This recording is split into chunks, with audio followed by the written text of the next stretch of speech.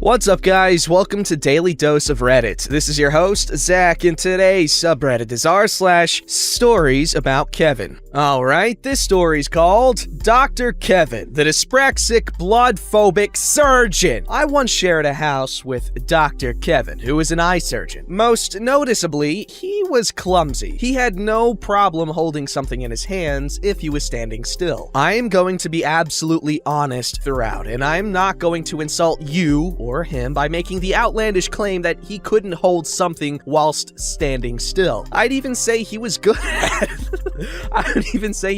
at it. But he couldn't coordinate his hands and feet at the same time. If he had to walk across the room carrying something, there was a good chance he would drop it. To be fair to him, about a 40% chance. And every time he dropped something, he would do one of two things. He would usually trip over it, but on a good day, he would kick it really hard into the corner of the room. He fell down the stairs once a week. We'd hear a series of thumps and see him sitting at the bottom of the stairs with the same bewildered face every single time. I'm not a doctor, so I can't diagnose dyspraxia, but it did seem like it. And I'm not mocking dyspraxia. It's the combining it with eye surgery that sits uneasily with me. In the house, we would ask each other, do they not test if a surgeon can carry things and walk downstairs? We decided he must be just very good at small movements with his fingertips, but not at large ones with his hands. But then every day when he shaved, he cut himself badly. I can only imagine he held the razor still and rubbed his face on it like a cat. He didn't like to use his own towels to mop up blood, so my girlfriend's towels ended up looking like Cruella de Vil's coat. Which brings us on to the next item. He was squeamish at the sight of blood. We used to watch a lot of medical dramas, and he'd have to leave the room if there was visible blood. We'd ask each other, do they not test if a surgeon can handle the concept of people bleeding? So we decided there can't be much blood involved in eye surgery. But he also had a very interesting quirk, which was that if there was any binary operation, he would get it the wrong way around. If he used anything electrical, he would start by turning it off and then ask why it wasn't moving. If his pan was boiling over, he would turn the heat up. After seeing me many times going up and down the ladder to my loft, the one time he came up to look at something, he went down the near vertical ladder with his back to it, his face starting off smug as if he thought he was showing me a better way of doing something, but turning to terror halfway down as he realized he was going too fast but had nothing to hold on to, and just jumped the last few rungs. He melted our steamer 3 times by using it without water, and even though we explained how important water was to the function of a steamer, then because he picked up on my annoyance after I had run downstairs for the 3rd time to turn off a melting steamer, he decided to take the batteries out of a smoke alarm so that I wouldn't have to worry about it again. Maybe it's just me, but I didn't see that as the best solution. Let's just stop there a second. Next time you're bored, or if you're bored now, then as an exercise, I want you to fully explain his smoke alarm battery decision as if you yourself were Dr. Kevin, and see if you can make it sound rational. Also, the sentence has to end with officer. Alright guys, I'm gonna take a crack at it. Well, I was just, like, you were getting annoyed about the smoke alarm, and I didn't want you to get annoyed about it anymore, so I took out the battery so you wouldn't have to worry about it. Also, I'm supposed to end the sentence with officer. Because Kevin would be the type of person to get the issue wrong. Instead of, thinking OP's getting upset about his steamer melting, he thinks he's upset about the smoke alarm because every time he comes downstairs, it's because of the smoke alarm. Boom. Best of all was when he sent a parcel to the British Medical Association and it was returned to him unopened. He was angrily waving it at me, demanding to know why they had done such a thing. I had to look at it and had to tell him, I see what's happened, mate. You put your own name and address on the back. He insisted that this was the standard procedure for official documents. I added, yes, but that's the side you also put the stamp on. You just posted it to yourself. Now, if I was making this story story up, I would claim that he paid extra for recorded delivery and had to sign up for it at the door to prove he had received it from himself. I cannot be sure he did that though, and I am just sticking to the truth here because I like to be honest, and I feel Dr. Kevin would be insulted by any embellishment. He needs none. We'd ask each other in the house. Surely they test if a surgeon, in every circumstances, does exactly the opposite to what he should do. I mentioned cooking issues. Because he came from a strict patriarchal country, the kitchen had a steep learning curve for him, but he was up for it. Once he came into the kitchen, where I was talking with my friend, proudly said, "I even do my own shopping," and took my friend's tea mug out of his hand, rinsed it out, and made himself a cup of tea whilst we watched, as if he was just showing us he could. When he left the kitchen, I turned to my friend and asked, "Had you finished that tea?" And I'll always remember the wistful, baffled look on his face as he quietly answered, "No." If you're a British person, I am deeply sorry for the abject pathos you must have felt reading this distressing anecdote. Like many vegetarians, I like to tell everyone that I'm a vegetarian, although Dr. Kevin did try to convince me not to be with his argument. Rabbits are meant to be eaten. As a vegetarian, I don't get food poisoning, except on this one occasion just after Dr. Kevin moved in. I knew that my girlfriend, now wife, was a keeper because she was so understanding when I unglamorously pooed the bed in the middle of the night.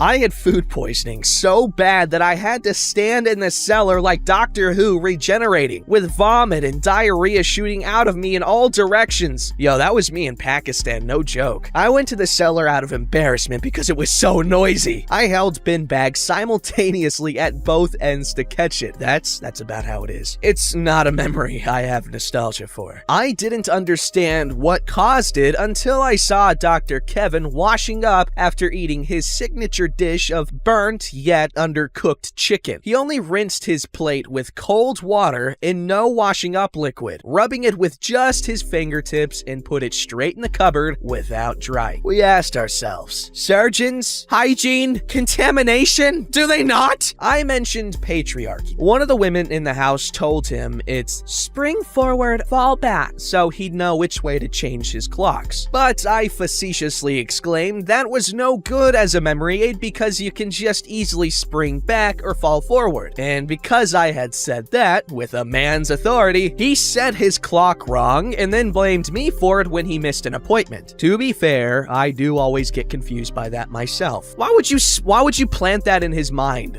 Oh no. He once came into the living room and sat down on the TV remote, changing the channel from the show my girlfriend and our other housemate were watching, and refused to turn it back because as females, they didn't outrank his male arse. No, of course he didn't really say that. It's just my uncharitable interpretation of his actions. What he actually said was that the nature show he'd put on was better for them to watch than the celebrity show they'd had on. Is that better or worse than my male arse-based justification? I do not ever have to ask myself which personality trait is strongest, the famed British politeness or feminist murderous rage. I have seen the answer to that question. After seeing my girlfriend leave the house for work every morning, but never asking what she did for a living, he saw a letter for her addressed to Dr. OP's girlfriend and was suddenly interested, until she said that her PhD was in 18th century history, and he never spoke to her again. That's so sick though. Just as an aside, he made us call him Dr. Kevin at all times, which was very Mike Myers. I didn't spend 6 years in evil medical school to be called Mister. Thank you very much. He was furious to find out surgeons in Britain are called Mr. for historical reasons. If you were familiar with my own history, you'd remember that amongst my faults is a slight sensitivity to noise at night. Dr. Kevin was a problem in this regard with doors. As a student of Kevinology, you've already assumed he slammed them loud. I'll give you 1 point because he did slam them as loud as he could. Like any master of craft, he had a thorough grasp of the basics, but that wasn't the issue. He used to open doors loudly. Open them! I've seen him do it in the daytime too. After a short run up, he would throw his whole weight at the door, but not turn the handle until right after he hit it. Don't try to test this, as it is a horrible noise and you might break your door. It's a metal grinding sound as loud as a popping balloon. I would often wake wake up sitting upright. Being woken in fear in the night is not something I would wish on anyone. If anything, the following slamming of the door came as a relief, revealing that the original noise was just Dr. Kevin with physical objects again, and not the last Trump summoning me to Jesus' side for an awkward conversation about agnosticism. Speaking of awkward conversations, you know if you're having a difficult one, say with your boss or someone who makes you nervous, there's a technique where you imagine the other person is sitting on the toilet. Dr. Kevin must have heard this, but misunderstood. Because if there was any issue he wanted to raise with me, he would wait and then shout it through the bathroom door at me whilst I was having a well-deserved poo. I'm sorry to mention me pooing again. It's not something I normally like to discuss. Annoyed, I wouldn't want to talk to him, and I'd have to explain that I was pooing, and that, as you'll know if you've been reading this carefully, it's not something I normally like to discuss, especially during. Quite ruins it for me. And that's why I decided to become an eye surgeon, because the bar they set is obviously so low that any idiot can stumble over it whilst dropping things. Not really though. I wouldn't be up to it academically. My spelling is awful. I had to look up diarrhea. Damn man, I'm not kink shaming you, but I don't know why you'd want to look that up. I'd be killing people left and right, confusing hyperglycemia with hypoglycemia, as well as freaking out because you have to cut people's eyes. How can you even get past just thinking, I'm cutting an eye! I'm cutting an eye! I've soundly mocked Dr. Kevin, but he was in a job needing great skill and composure while speaking in a second language, so he must have been very bright in ways that I couldn't see. I wish him well in his medical career and future malpractice lawsuits. OP, you're a freaking champ. This was a really nice story, and you're super nice to Kevin, because a lot of these stories are mean-spirited, or they're just making fun of people that might actually have some, I don't know, disabilities or something, you know, medically, cognitively wrong with them. I don't know the right words, but this was funny. He gave credit where credit was due, and the writing was so nice. Frickin' OP, you're great. Jonesaroo, I wanna read more by you. This story's called Kevin Discovers Google Images. At my previous job working outdoors, the head of our safety department was a Kevin. My workplace had a bit of a reputation for having somewhat of a good old boys mentality, where older men were elevated to higher positions without offering others an opportunity to interview for the open position with the reasoning, they've been here for years and we feel they'd be a good fit for this role. This particular Kevin could often be found sleeping in his office, especially on days when everyone else worked together to shovel snow, which is a safety hazard and something the head of safety should be addressing, but I'm getting off track. He lacked very basic tech skills, but would always harp on about how a lot of young people these days just aren't quite as sharp as us older folk. Yes, that was an actual quote during a company-wide training about how to manage stress. As the safety representative of my own department, I would frequently have to try to communicate with Kevin on safety-related issues. Unfortunately, his voicemail box was always full because he didn't know how to check them, and any attempt to send him an email would be met with, I never got that, because he didn't know how to check that either. This caused me to constantly have to physically print out documents, drive all the way to the other side of the property, and hand deliver them straight into his mailbox. So his lack of basic knowledge about technology was well known to me at that point, but I did not think it was this bad. One day, about a year ago, he left a very long voicemail for my department about this incredible feature he found on the internet. If you go to the Google login page, you'll see a little button that says Images. If you click on that and type Our Workplace into the box, all kinds of pictures pop up of my department section. I mean, there's pictures of everything here. If you scroll down the list, you can even see a picture of what Workplace was like years ago. I really think this could be a great resource if you all are looking for pictures of my department. There's some really great ones here, so I figured I'd let you know about it. My coworkers and I just stared at each other, speechless, until one of them said, Did Kevin just discover Google Images? I have no words, man. Like, I cannot even Google imagine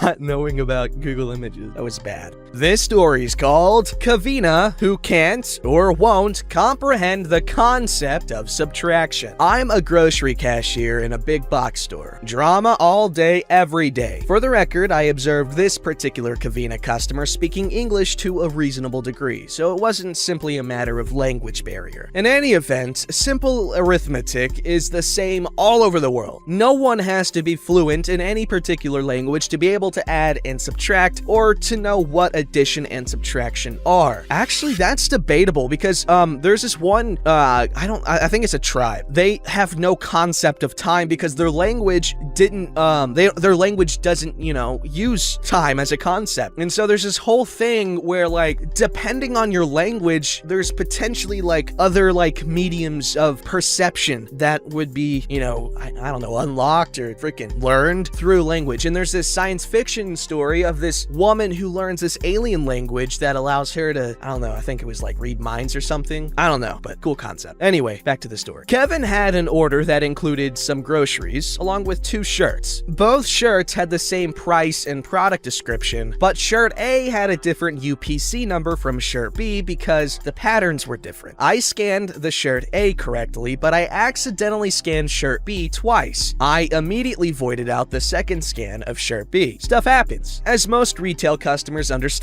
voiding a bad scan doesn't make the bad scan disappear from the receipt. Instead, the void counterbalances the bad scan with a negative entry, so that the void prints on the receipt with a minus sign. Long story short, every action is logged as an audit trail, and the total reflects the current amount due. Kavina paid for her stuff, but then she came back and insisted that I had rung up her shirts 3 times, besides the fact that she confused shirt A with shirt B, despite their having different UPCs. She also insisted that I had rung up shirt B 3 times. Nothing that I could say to her would void the transaction. Having a minus sign meant anything to her. Eventually, a manager came over to see what was wrong. She had to return everything and ring up the entire order to reassure the customer that the total was correct. Oh my god, is that actually what retail is like? And then Q45 comments, yes, Zach, no exaggerations. I'm sorry, guys. I'm so sorry. You guys are champions, and you're treated like doormats. Don't forget to like, subscribe, and hit that bell to never miss an episode.